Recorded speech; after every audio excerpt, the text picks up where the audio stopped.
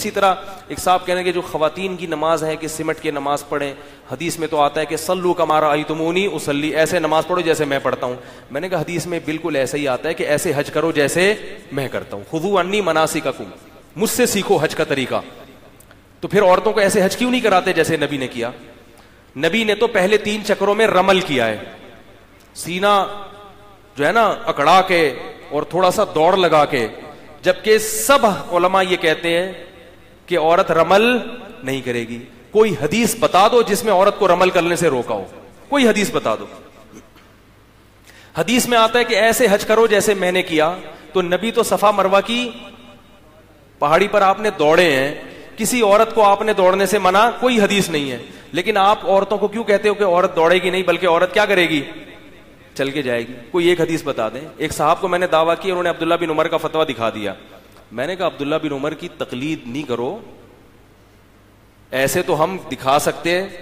یعنی انہوں نے عبداللہ بن عمر کا فتویٰ بتایا کہ انہوں نے کہا کہ عورت کیا کرے گی؟ آہستہ سے لبیک کہے گی، یا یہ کہ وہ صفا مروہ کی صحیح چل کے کرے گی. تو وہ تو فتویٰ آ گیا نا ان کا، وہ تو حدیث تو نہیں ہے.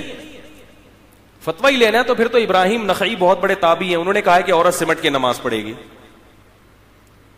آپ تو بار بار حدیث کا مطالبہ کرتے ہیں، نبی کے قول کا مطالبہ کرتے ہیں، تو نبی کا قول نہیں ہے کہ عورت جو ہے. پھر میں نے کہا حدیث میں آتا ہے جیسے میں نے حج کیا ایسے کرو، تو نبی نے زور سے لبیک کہا ہے، اور کسی حدیث میں نہیں ہے کہ عورت آہستہ لبیک کہے گی.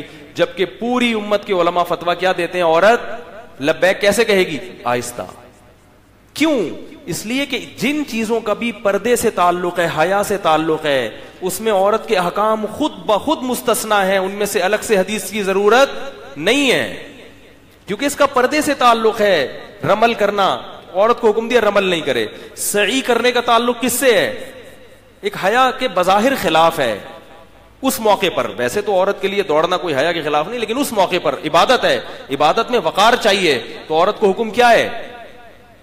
آہستہ. اسی طرح لبیک، زور سے لبیک کہنا عبادت ہے. عبادت میں کیا ہے؟ ویسے عورت اگر کسی ضرورت سے مرد سے بات کرنا چاہے کر سکتی ہے، لیکن حج میں لبیک زور سے نہیں کہے گی، کوئی عبادت ہے. عبادت میں عورت کو اپنا عورت پن ظاہر کرنا ہے. سمجھ رہے بات کو؟ تو اسی طرح نماز حج سے بڑی عبادت ہے، تو نماز میں عورت کو اپنا عورت پن دکھانا ہے، ظاہر کرنا ہے. جیسے کہ حدیث میں آتا ہے کہ عورت کا گھر میں نماز پڑھنا مسجد سے، گھر کے صحن کی نسبت کمرے میں نماز پڑھنا صحن سے بہتر. اب لوگ ہم سے کہتے ہیں کہ بھئی اگر کوئی مرد کسی عورت کو دیکھ رہا ہے تو پھر تو سمٹ کے نماز پڑھے، جب دیکھ نہیں رہا تنہائی میں پھر سمٹنے کی کیا ضرورت ہے؟ تو میں کہتا ہوں حدیث میں جو آتا ہے عورت صحن کے بجائے کمرے میں نماز پڑھے، اس میں تو کہیں نہیں کہ کوئی دیکھ رہا ہو تو کمرے میں پڑھے، دیکھ نہ رہا ہو تو آسمان کے نیچے پڑھے. ہر حالت میں عورت کا بند کمرے میں نماز پڑھنا یہ صحن میں نماز پڑھنے سے بہتر ہے. عبادت ہے نا، تو اس میں شریعت چاہتی ہے. تو چاروں فقہا نے اسی سے استدلال کیا ہے کہ بھئی نماز میں عورت کیا کرے گی. لوگ کہتے ہیں امام بخاری نے حدیث پیش کی ہے، فلاں تابعیہ تھیں، صحابی کی شاگرد تھیں، وہ مردوں کی طرح نماز پڑھتی تھیں، بخاری میں.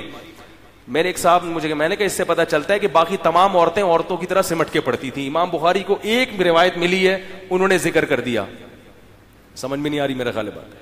امام بخاری کو ایک خاتون ایسی ملی ہیں بخاری میں ذکر کرنے کے لیے. اگر سب عورتیں اس طرح کر رہی ہوتی تو امام بخاری یا تو روایتیں ذکر نہیں کرتے، یا وہ کہتے بھائی یہ تو ہمارے ہاں عرف ہے کہ عورتیں ہمیشہ مردوں ہی کی طرح پڑھتی ہیں.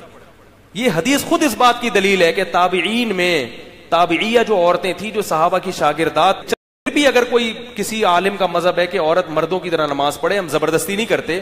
یہ فروعی مسائل ہیں، اختلافی مسائل ہیں، ان میں کسی پر طنز کرنا جائز نہیں ہے. کسی عالم کا یہ مذہب ہے کہ بھئی وہ کہتے ہیں کہ نہیں عورت مردوں ہی کی طرح پڑھے گی، تو آپ ٹھیک ہے اپنی رائے رکھیں.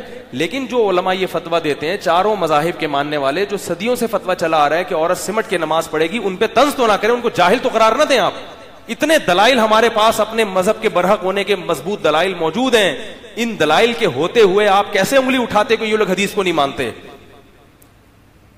یہ فقہ کرتے رہتے ہیں، ان کو قرآن و حدیث کا نہیں پتا. الحمدللہ ہمیں قرآن و حدیث کا، میں نہیں دعویٰ کر رہا کہ ہمیں بہت پتا ہے، آپ سے بہرحال زیادہ پتا ہے. ہم یہ نہیں کہہ رہے ہم بہت بڑے علامے ہیں، لیکن جب آپ لوگوں سے ڈیبیٹ ہوتی ہے تو اندازہ ہوتا ہے کہ آپ سے بہرحال زیادہ پتا ہے، اور آپ سے زیادہ معلومات ہونے کے باوجود ہم فقہا کی اتباع کو اپنے لیے عافیت سمجھتے ہیں. تو اس لیے حقیقی معنوں میں جو علم ہے وہ کہاں ہے میرے بھائی؟ مدارس.